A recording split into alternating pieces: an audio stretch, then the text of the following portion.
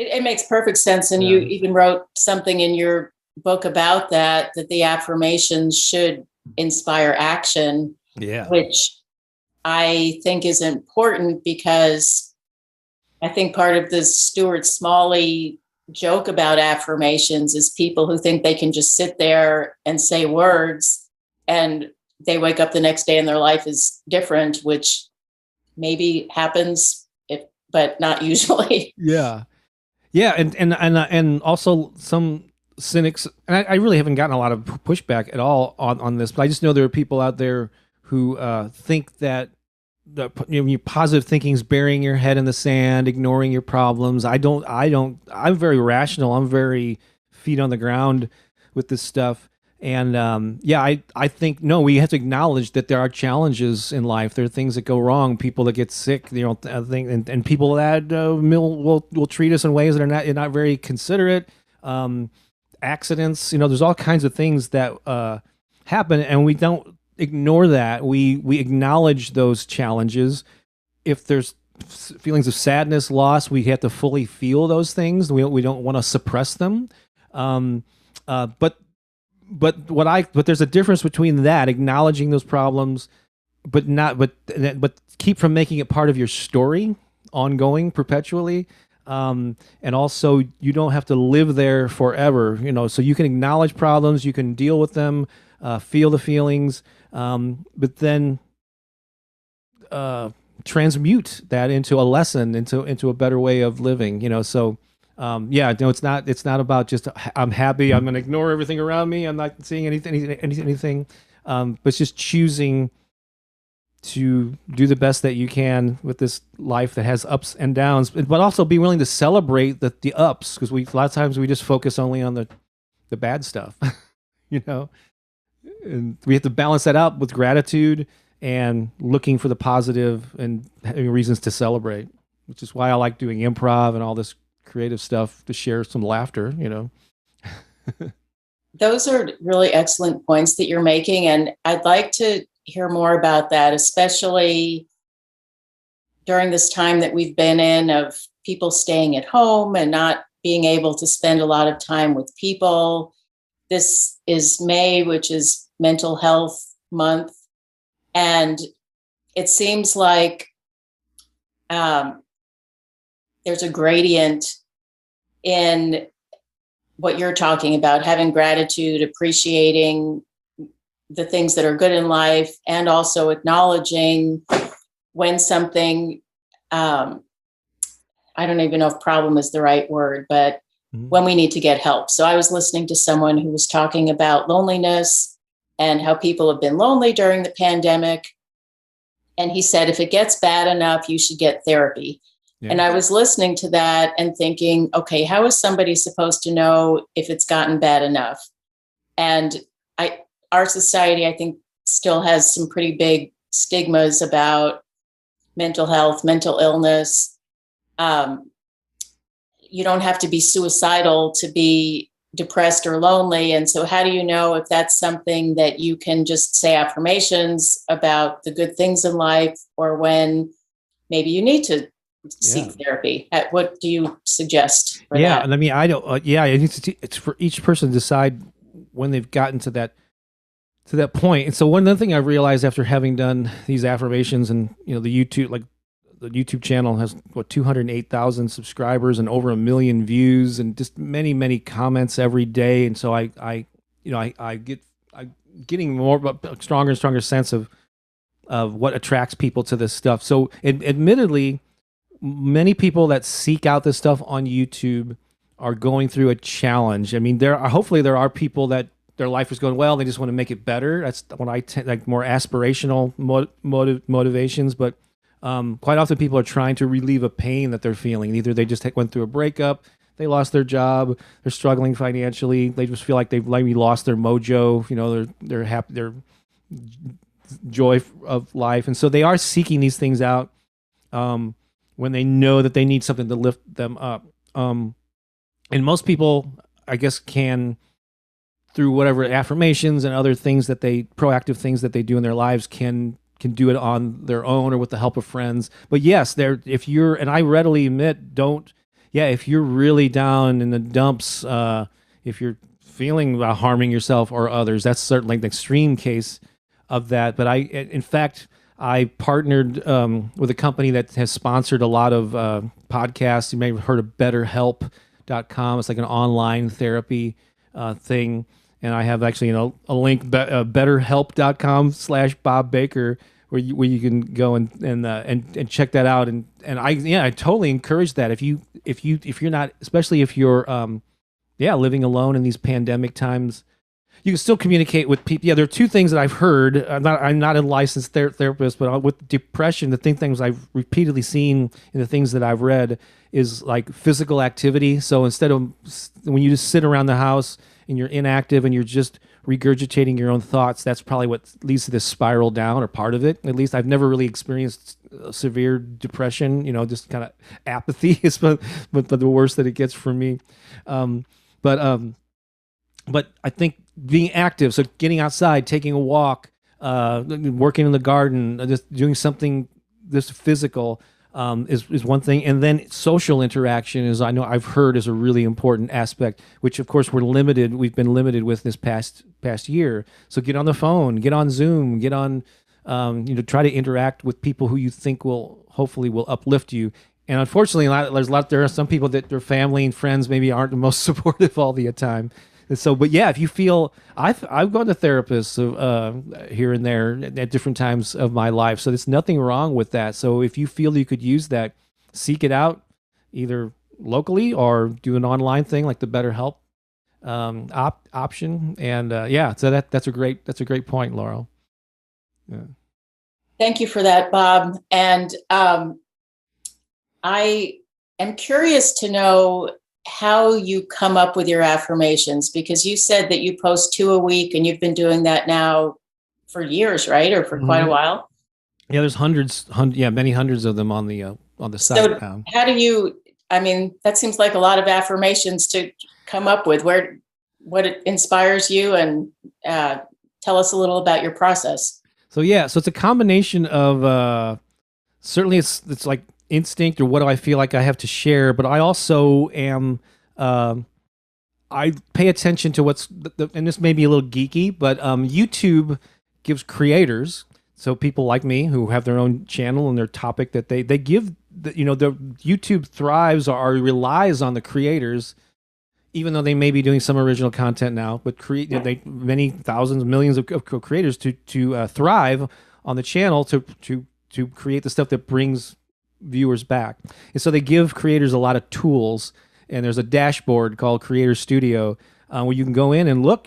I can tell, I know that like 70% of my viewers are women. I can tell what times of day. I see what topics get more views than on others. I can even look at an individual video and see where the viewership drops off. Like, what was I saying? What was I doing? So you can really go as deep as you want down that rabbit hole. So I do pay attention to that stuff. That's the analytical part of my mind, and I combine that with just intuitive. I've been doing this journaling in the morning, where sometimes I ask myself a question where I'll say, what message do I need to share to today or this week? And sometimes I'll see like images and symbols, and it might inspire a particular theme. So in addition to the topics, like the most popular topics are things like abundance. So there's always, abundance and money related things are always going to be popular. Gratitude, success, confidence. I mix in some health and love related things. So there are like categories of topics. And so you would think, oh, I've already done an affirmation thing, why I can't do another? Well, there's so many different ways of doing it. So in many of my videos, there I am affirmations, and there may be 20 or more affirmations in a 10. And most of my videos are around 10, 12 minutes long. I have some that are 5. I'm experimenting with some longer form ones, especially some sleep ones. But most of them will have a couple dozen or more affirmations where I leave space for them to repeat them, the I am statements, back to themselves. However, I found that while they're not as popular, I also like doing you are statements, because a lot of people, like we mentioned, don't have those encouraging voices. Maybe their parents, their grandparents, their mentors, their friends haven't been encouraging them, and that's been lacking in their lives. So a lot of people really, like some people just are in tears when they hear somebody saying, "You are worthy. You are deserve happiness and success." And so, so I do some "you are" ones too. I also sometimes I'll take one mantra or one affirmation and make it like a mantra where it's the focus of the entire thing, and I'll give them space to think about it and repeat it, and we'll focus on just one thing. So I'm always experimenting with approaches, even within the same topic. There's some videos where I say I'll state a "you are" statement, like "you are worthy," and then I ask the person to repeat it back to themselves, "I am worthy." So they're getting both angles, you know. So it's been amazing to see the different ways that you can approach it and different ways you can mix and match them, and just keep cranking stuff out. So I guess that's the short answer, not so short answer of how I come up with stuff. Yeah, that's great. And then do you have your own music that plays in the background? Yeah, I mean, there's some royalty-free music, and even YouTube will has a library where you can, because they're pretty robust at like I made a mistake in the early days of doing these things where I would grab some music that I liked, but they have systems in place where it'll recognize, oh, this music also belongs to this person, so you can't monetize this video, or sometimes they will take it down if the copyright holder. So yeah, being a musician and knowing my way around the software, yeah, all of my background. Well, there's a couple of exceptions. I've had some friends that I either paid or they bartered or whatever with them to create some background music, but most of it I create. A lot of it I create myself. There's a friend of mine, Gregory Kane, who's in California, who has done a lot of like new agey soundscape stuff. And actually, I've been using one of his tracks a lot over the last 6 months or so. But I either own the rights to it or I created it myself. Yeah, and it's important for me that the music is there to support. Like it's almost, you shouldn't almost like not be aware of it. It's there to create an atmosphere, but if the music is standing out, if you're focusing on it more than the words, then yeah, I'm really picky about the type of music that I have in the background. Yeah, that's good. Because I've heard some guided meditation videos or tapes that have, for example, birds in the background. And to me, they're very shrill sounding. And so they keep pulling me out of the meditative state. So yeah, that's great that you have soothing music. Absolutely. I'm wondering, in your book, you have chapters that have affirmations and you say to repeat them for 21 days.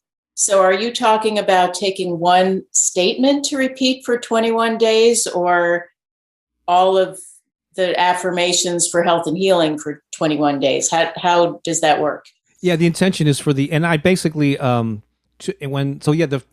little more than the first half, the first 60% of the book is 5 chapters where I talk about not only my story, but why affirmations are successful, best practices. And then the last, 40% of the book is a list of affirmations in I think, was it 5 or 7 different categories. And I basically, in anticipation of creating the audio version or the audiobook version of this, I basically, they were transcripts of 7 of my the YouTube videos that I thought were especially appropriate for this. And so, yeah, the intention with it, I have a number of dozens of them where I encourage people to listen to a particular video for 21 days. So that's the entirety. You would do that entire chapter or that entire video, repeat it for 21 days. Now, so I'm not a stickler for that. Like you mentioned you're going to ask me about this. I'm more of a stickler for the daily practice.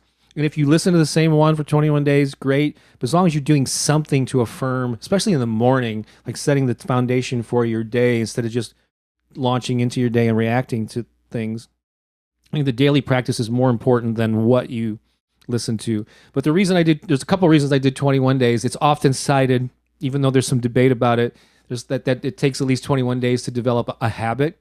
That's kind of common knowledge, even though that came out of the 60s, and there's research now that shows it should be longer or whatever. Another reason that I use 21 days, and this is more the geeky analytical side, is that Deepak Chopra and Oprah Winfrey have for years been doing these 21-day meditation challenges that are very popular, and people go on YouTube searching for those. And so I specifically kind of tapped into the 21-day stream there by some people searching for 21-day challenges would find my stuff. So there's a little bit of a SEO, angle there to be, if I'm to be honest. But I think there's benefit. Yeah, people do it. They listen, and people really benefit from listening to the same one over and over again, especially if there's a topic, that you're really needing some work on, whether it's abundance or health or relationships or whatever, or confidence. It's another big one. That can be helpful. But people, it's funny. I missed a day. Do I need to start over? You get all the comments like, no, you don't have, do whatever is right for you. And if you get kind of tired of that one after 7 days, switch to another one. As long as you're listening to something that is empowering you every day, then I think that's the most beneficial thing, is to try to make this not just a 21-day process, but a lifetime, the lifestyle, just like eating well and exercising and all that stuff. And how do you recommend that people not get overwhelmed? Like if somebody reads this book and they read all of the affirmations, it's a lot. So how do you suggest that somebody choose where to start, and especially if they've never done affirmations before? Well, there's, like I said, the book has the 7 lists of affirmations in 7 different categories. The intention isn't to read all 7 every day. So and I even say in one of the chapters where I talk about the importance of making it a daily practice, if you only have 5 minutes, then just spend 5 minutes. And you can listen to recordings like the ones that I do, which would be great. You can go to my YouTube channel, youtube.com/Bob Baker, or just search for Bob Baker on YouTube, and you pretty quickly find me and subscribe to the channel. So some people just like listening to pre-recorded ones, but you can write out your own affirmations. You can record your own voice saying them on a voice memo. I actually, early on, like in kind of around early 90s, I did that. And I recorded myself saying affirmations, and then I would listen to them on a stationary bike when I would, every morning. And it was influenced by Tony Robbins. I think I was really getting into Tony Robbins stuff back then. Personal power. But you can also print them out. You can put them on Post-it notes and put them up where you'll see them throughout your day, in the bathroom mirror, at your computer, in your car, on the dashboard. And so there are many ways just to stay focused on these empowering thoughts, because I like to use the term, we're firming up our filter. So just do what you can. It should not be a burden. Yeah, so certainly everybody can find 5 minutes a day, maybe either before you get out of bed or soon after you get out of bed, just to sit there. Or actually, you don't even have to sit there. A lot of people listen to these recordings while they're commuting, while they're driving, while they're walking the dog. So work them into your life in a way that works for you. This don't ignore them because you think it's going to be too much to take on. Yeah. Yeah. So do you have a favorite affirmation that you say? Oh boy. There's a couple that have, I kind of go through phases. There's a couple, one in particular I like a lot lately. I think, I did one recently where it was the focus. It wasn't the only affirmation, but it was a focus that I came back to, is today I look for and appreciate the good. It's real simple. But today I look for and appreciate the good. And there's just, even though it's a short sentence, there's 2 aspects to that. It's like you're anticipating for, you're going to go through your day looking for positive aspects, not making them up, but they're there the whole time. We're just not really aware of them. So you're going to be more present. You're going to look for signs of people being friendly, some people being compassionate, of the beauty. Maybe there's a path that you take, or a drive that you take, that you're thinking about something else, and today maybe you're going to look for beauty or plants flowering or whatever. So you're looking for that, and then you're appreciating it, which brings in gratitude, which is always really like the foundation for any, I think, personal development, is being grateful for what you have before you can. It helps to allow more into your life. And so that sums it all up in a nice package. Today I look for and appreciate the good. Yeah, that's lovely. Yeah. So, as we're wrapping up here, tell people how they can find your book, how they can subscribe to your YouTube channel, whatever else you want people to know about you and the wonderful work you're doing in the world. Well, cool. Thanks for asking that, and I really appreciate this, Laurel. This has been a lot of fun, and I'm glad when you suggested that we do this. Yeah, it's been every bit as fun as I thought it would be. So the YouTube channel is on my primary platform. And again, just you go there and look while you're logged into your account and look and search for Bob Baker, but it's youtube.com/Bob Baker. I also have a podcast. Well, I have a couple other ways that this material is available. There's an affirmation meditation podcast that's available on Spotify and Apple and all the platforms. I also have like 13 albums of this spoken word and also a little bit of musical of positive music albums that are available on Spotify and Apple and all the places where streaming music is available. You have to search for my artist name there. That's Bob Baker's Inspiration Project.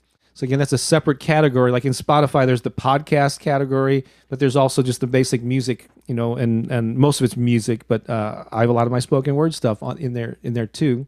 And then the book is The Power of Affirmations and Positive Self-Talk is available pretty much worldwide. And here it's disappearing again. It's not disappearing. There you go. Thank you. Yes. That's the what do you call it? The Post-it note version. But